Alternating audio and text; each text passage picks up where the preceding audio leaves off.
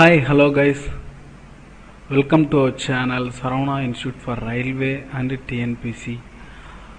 So இந்த வீடியோவில் நம்ம என்ன பார்க்க போகிறோம்னு பார்த்தீங்கன்னா டே 2ல் வந்து பார்த்திங்கன்னா நம்ம ரயில்வே குரூப் டி மற்றும் என்டிபிசிக்கு தேவையான ஜென்ரல் சயின்ஸு சிலபஸ் வைஸ் பார்ப்போம். Okay, this is our course details. Physics day 2 வந்து என்ன பார்க்க போகிறேன்னு பார்த்தீங்கன்னா மெக்கானிக்ஸ். அதாவது மெக்கானிக்ஸில் என்னென்ன பார்க்க போகிறோம்னா ஒர்க்கு பவரு எனர்ஜி இதை நம்ம பார்க்க போகிறோம். ஓகே, ஸோ ஃபர்ஸ்ட் கொஸ்டின் வந்து பார்த்தீங்கன்னா which of the following only gives magnitude and not direction. இந்த ஆப்ஷனில் வந்து ஒன்லி கிவ்ஸ் மேக்னிடியூட் மட்டும் கொடுக்கக்கூடியது எது அப்படின்னு சொல்லி கேட்குறாங்க, and not direction. So momentum வந்து பார்த்தீங்கன்னா மாஸ் இன்ட்டு வெலாசிட்டி. ஸோ இதுக்கு வந்து பார்த்தீங்கன்னா டைரக்ஷன் அண்ட் மேக்னிடியூட் இருக்குது. ஸோ இது வராது. டிஸ்பிளேஸ்மெண்ட் வந்து பார்த்தீங்கன்னா நார்மலாகவே இதுக்கும் டைரக்ஷன் இருக்குது. ஸோ இதுக்கு வந்து பார்த்தீங்கன்னா இதுக்கும் வந்து நாட் டைரக்ஷன் வந்து இதுக்கும் இருக்குது. ஸோ இது வராது ஆப்ஷனு. ஒர்க் வந்து பார்த்தீங்கன்னா ஒர்க் இஸ் ஈக்குவல் டு என்னது force into displacement and cos theta. Okay, இது வந்து பார்த்தீங்கன்னா இது வெக்டர் குவான்டிட்டி, பட் இது வந்து பார்த்தீங்கன்னா டாட் ப்ராடக்ட். ஸோ இந்த மாதிரி dot product of two quantities வந்து பார்த்தீங்கன்னா அது வந்து பார்த்தீங்கன்னா only gives magnitude, no direction. Okay, so answer for this question வந்து பார்த்தீங்கன்னா ஒர்க்.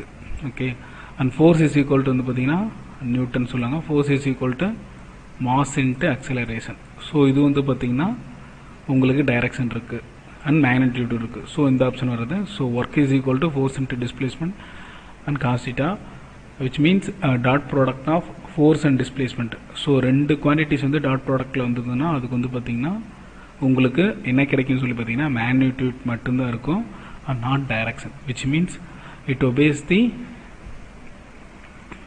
Scalar quantity. இது வந்து பார்த்தீங்கன்னா ஸ்கேலர் குவான்டிட்டி, இது எல்லாமே வெக்டர் குவான்டிட்டி, இது வெக்டர் குவான்டிட்டி. ஓகேவா? ஓகே, நெக்ஸ்ட் கொஸ்டின் போகலாம்.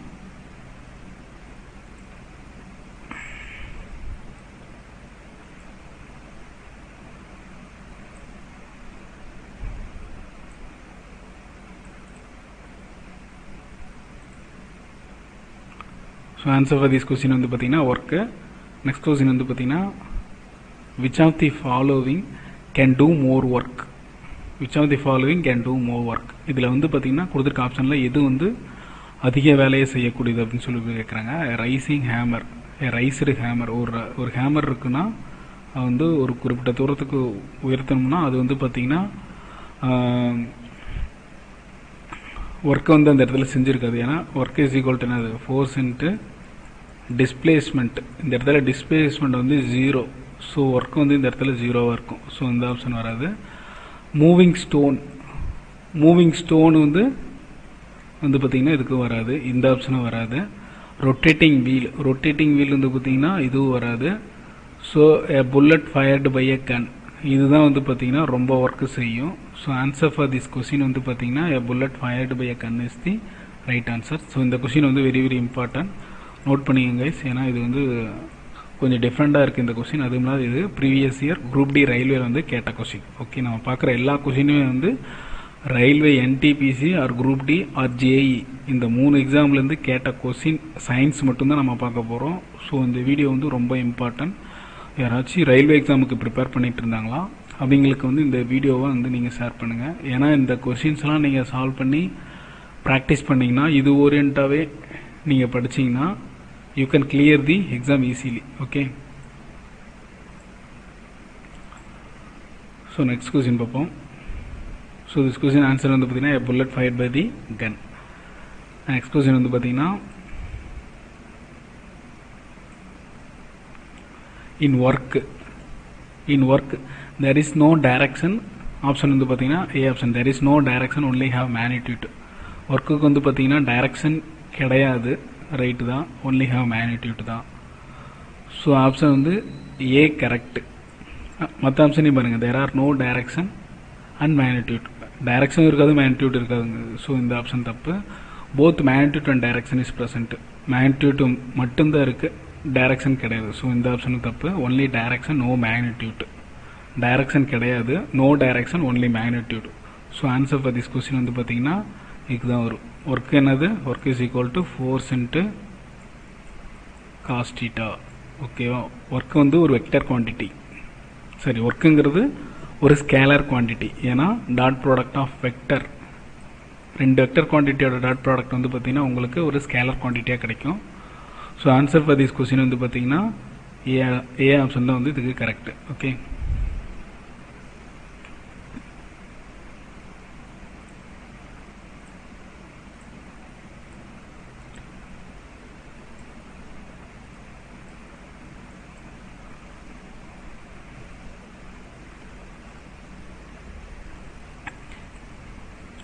there is no direction, only magnitude is the right answer. Next question வந்து பார்த்தீங்கன்னா a force of 20 N displaces an object through 2 meter and does a work of 20 joule. The angle between force and displacement என்ன கொடுத்துருக்காங்க? given வந்து நீங்கள் எடுத்துருங்க. இது வந்து சம்மு. So இந்த சம்மில் வந்து ரொம்ப இம்பார்ட்டன்ட். ஃபோர்ஸ் வந்து உங்களுக்கு என்ன சொல்லியிருக்காங்க? 20 N. ஓகேவா?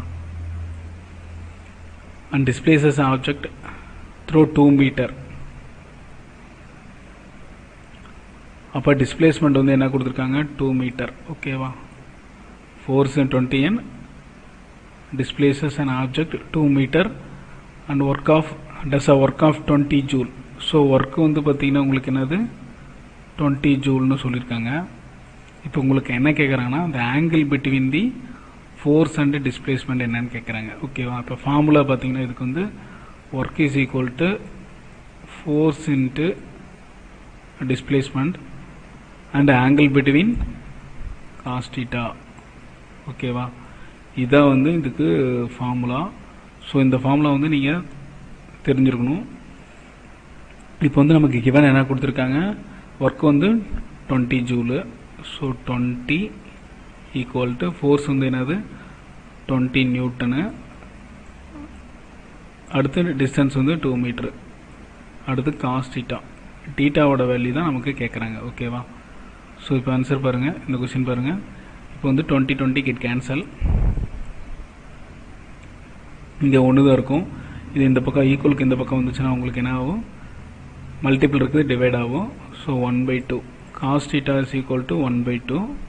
So theta is equal to cos inverse of 1/2. ஓகேவா? ஸோ காஸ் இன்வர்ஸ் ஆஃப் 1/2னா இந்த 1/2 வந்து எதுக்கு வரும் அப்படின்னு சொல்லி கேட்குறாங்க. ஸோ திஸ் கொஸ்டினுக்கு காஸ் 1/2 எதுக்கு வரும்? 30 டிகிரி 60 டிகிரிக்கு தான் வரும். ஓகேவா? 30 டிகிரிக்கு என்ன வரும்னு பார்த்தீங்கன்னா √3/2 வரும். 45க்கு வந்து பார்த்தீங்கன்னா 1/√2 வரும். 60 டிகிரிக்கு தான் வந்து பார்த்தீங்கன்னா உங்களுக்கு 1/2 வரும். So answer for this question வந்து பார்த்தீங்கன்னா 60 degree. A option is the right answer. Okay,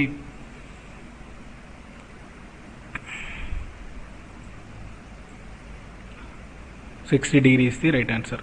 so இந்த சம்மை வந்து நோட் பண்ணிக்கிங்க. இது வந்து ரயில்வேல கேட்ட கொஸ்டின், நீங்கள் இதை நோட் பண்ணிக்கிங்க. Okay,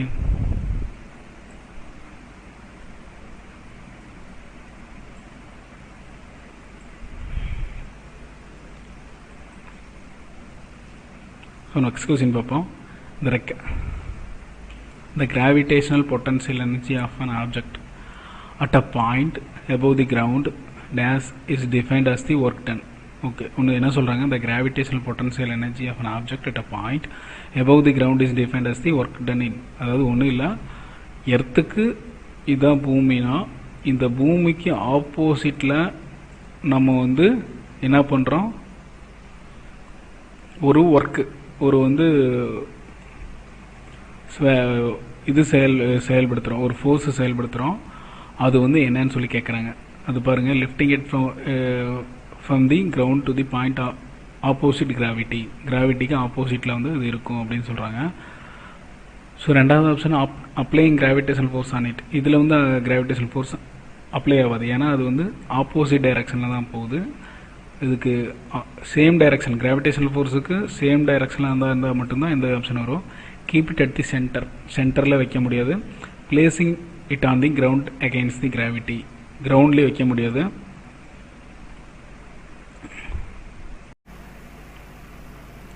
hence answer for this question வந்து பார்த்தீங்கன்னா ஏ ஆப்ஷன் தான் வரும். Lifting it from the ground to the point opposite gravity is the right answer. Okay.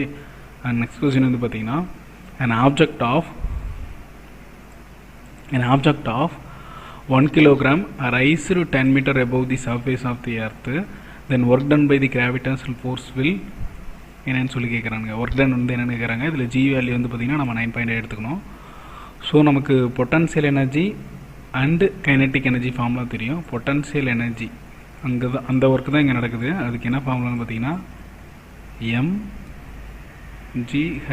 ஓகேவா, mgh. அதே மாதிரி வந்து பார்த்திங்கன்னா கிராவிட்டிக்கு ஆப்போசிட்டில் போனால் மைனஸ் சைன், கிராவிட்டிக்கு சேம் டைரக்ஷனில் வந்தால் ப்ளஸ் சைன். திஸ் சைன் வந்து பார்த்திங்கன்னா நம்ம இண்டிகேட் பண்ணோம். இப்போ வந்து பார்த்திங்கன்னா மாஸ் எவ்வளோ 1, கிராவிட்டி வந்து பார்த்திங்கன்னா 9.8. ஓகேவா, 9.8 இன்ட்டு ஹைட் வந்து பார்த்திங்கன்னா 10 மீட்டர். ஓகேவா, இந்த மைனஸ் 9.8 நீங்கள் டினோட் பண்ணோம். ஏன்னா அது வந்து ஆப்போசிட் டைரக்ஷனில் போகுது, மேலே போகுது. ஸோ இந்த கொஸ்டினுக்கு ஆன்சர் வந்து பார்த்திங்கன்னா 98. இங்கே மைனஸ் இருக்கிறனால -98 ஜூல் வரும். So answer for this question வந்து பார்த்திங்கன்னா D is the right answer. Okay.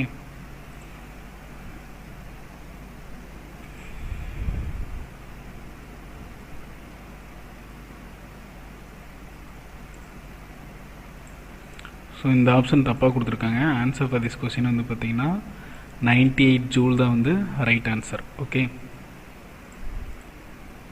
Next question பார்ப்போம்.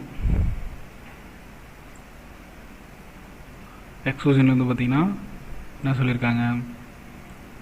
Work done by a man standing on a platform holding 10 kilogram suit gases.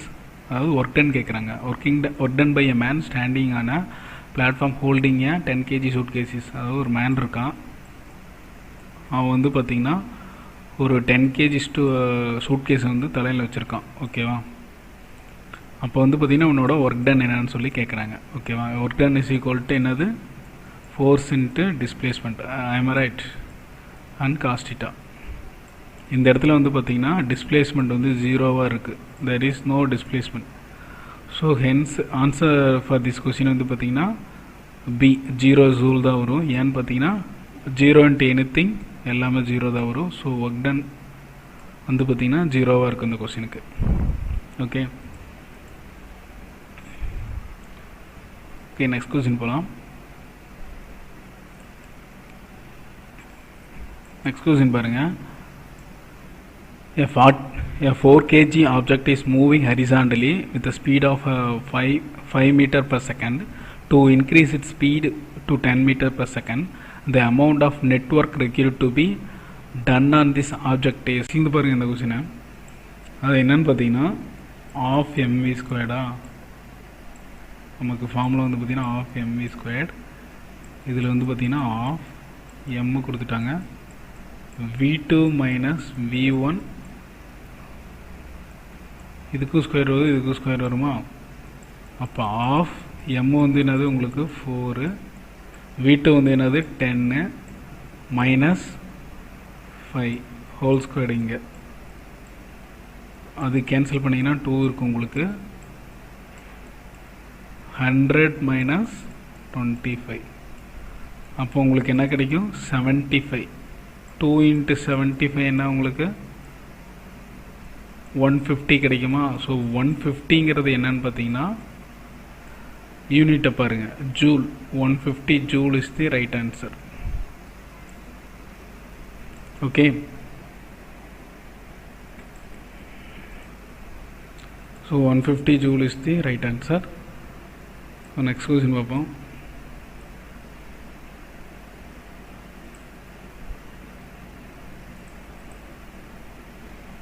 A ball weighing 1 kilogram is dropped from stationary position.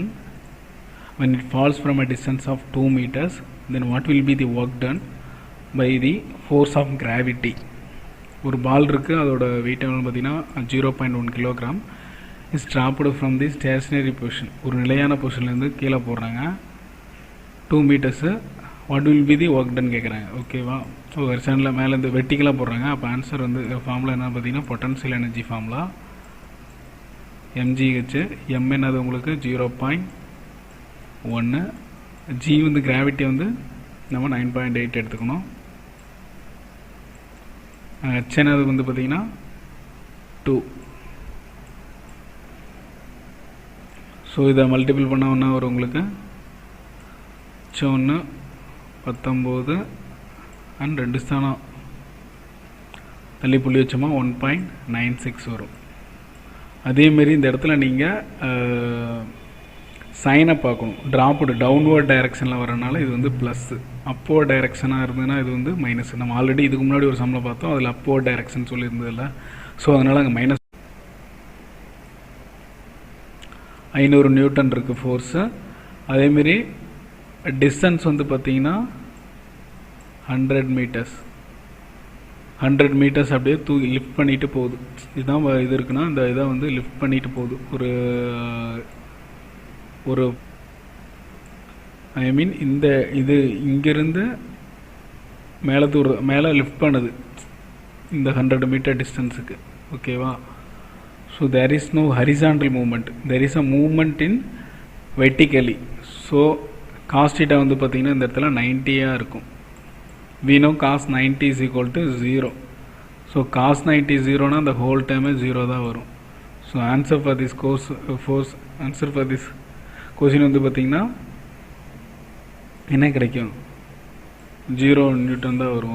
Okay வந்து option வந்து நியூட்லாம் வராது, ஏன்னா work is equal to என்னது ஜூலில் தான் வரும். So இதோட unit எல்லாம் ஜூல்னு பார்த்திங்க. ஆன்சர் வந்து 0 ஜூல் வரும். Okay,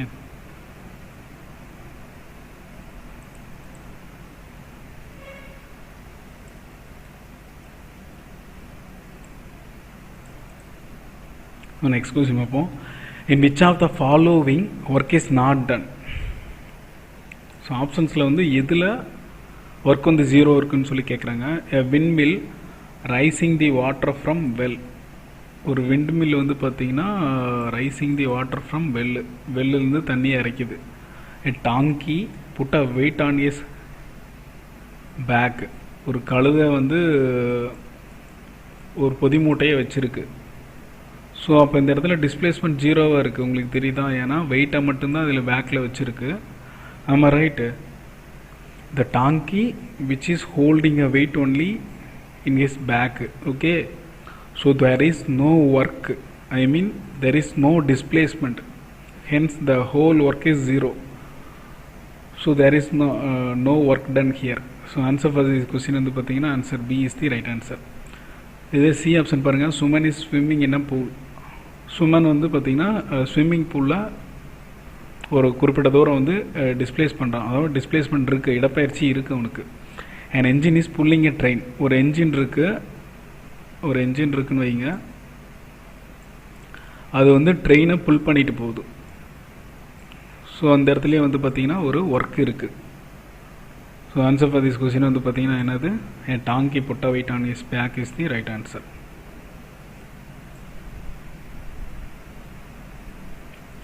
right. Okay, next question பார்ப்போம்.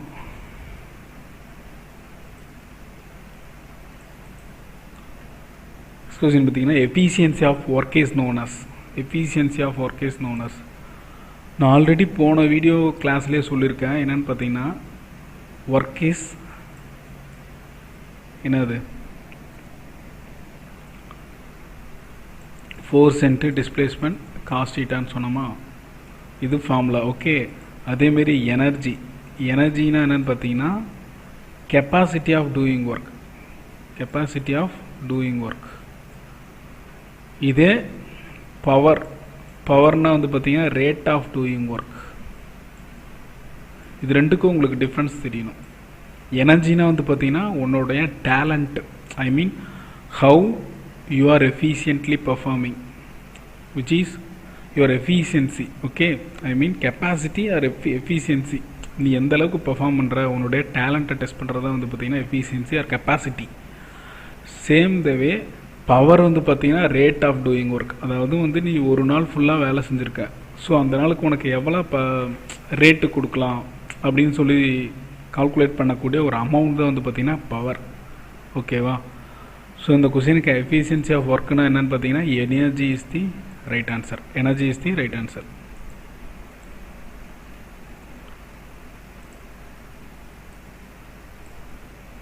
நெக்ஸ்ட் கொஸ்டின் பார்ப்போம்.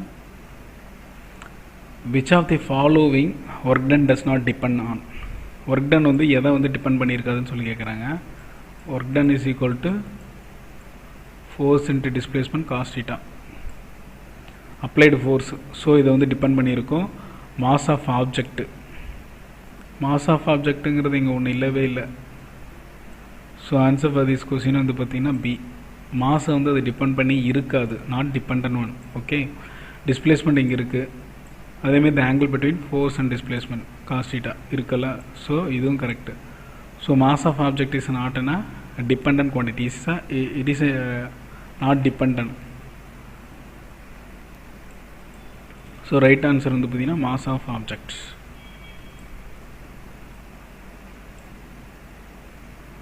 நெக்ஸ்ட் கொஸ்டின் பார்ப்போம். 10 Newton force is working on an object. Object displaced to 5 meter in the direction of applied force. Then work done is 10 Newton force is working on an object. ஒரு ஆப்ஜெக்டில் வந்து பார்த்தீங்கன்னா 10 Newton force வந்து போயிட்டுருக்கு. அதேமாரி அது வந்து பார்த்திங்கன்னா 5 மீட்டர் டிஸ்பிளேஸ்மெண்ட் வந்து, அதாவது இடப்பெயர்ச்சி வந்து அடைஞ்சிருச்சு. இந்த direction of applied force,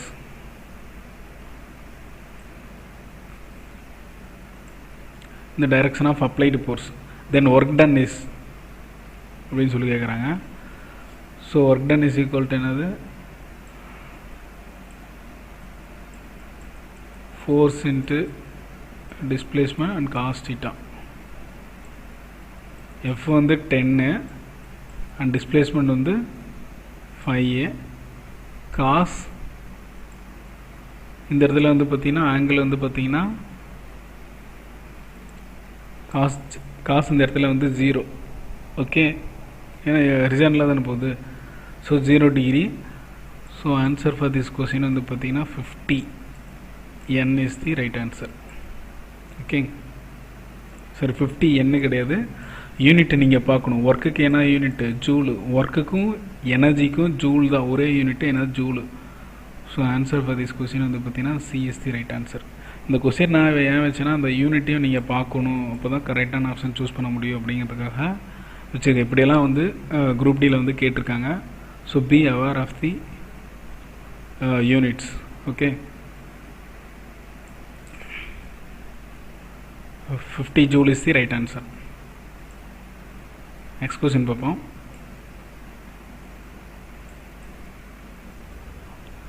work is not on a body of, work is done on a body only when.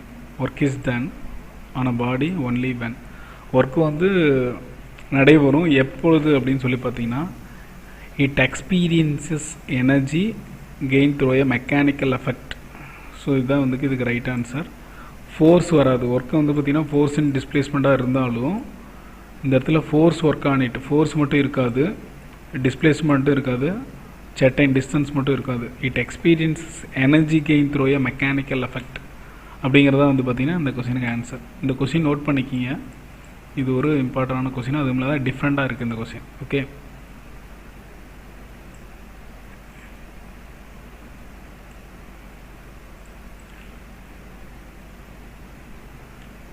Next question பாருங்கள். The ability of an object to do the work energy contained in an object is dependent on the ability of the object to do the work. ஒரு object இருக்குது, அது வந்து ஒரு வேலையை செய்யணும்னா அது வந்து எதை டிபெண்ட் பண்ணி இருக்கணும் அப்படின்னு சொல்லி கேட்குறாங்க. இந்த கொஸ்டினும் வந்து டிஃப்ரெண்டான கொஸ்டின். இதுக்கு ஆன்சர் ஃபார் திஸ் கொஸ்டின் வந்து பார்த்தீங்கன்னா state and condition of objects. ஒரு ஆப்ஜெக்ட் வந்து ஒரு குறிப்பிட்ட வேலையை பர்ஃபார்ம் பண்ணணும்னா it depend on state and condition of object. Mass and volume of the ஆப்ஜெக்ட்லாம் வராது, ஏன்னா work is equal to force into displacement cos theta. இதில் மாசு வராது, மோஷன் ஆஃப் தி ஆப்ஜெக்ட் வராது, இந்த magnitude direction of the object வராது. ஏன்னா work வந்து பார்த்திங்கன்னா என்னது ஸ்கேலர் குவான்டிட்டி. ஒர்க் வந்து பார்த்தீங்கன்னா scalar quantity. So answer for this question வந்து பார்த்தீங்கன்னா state and condition of the objects.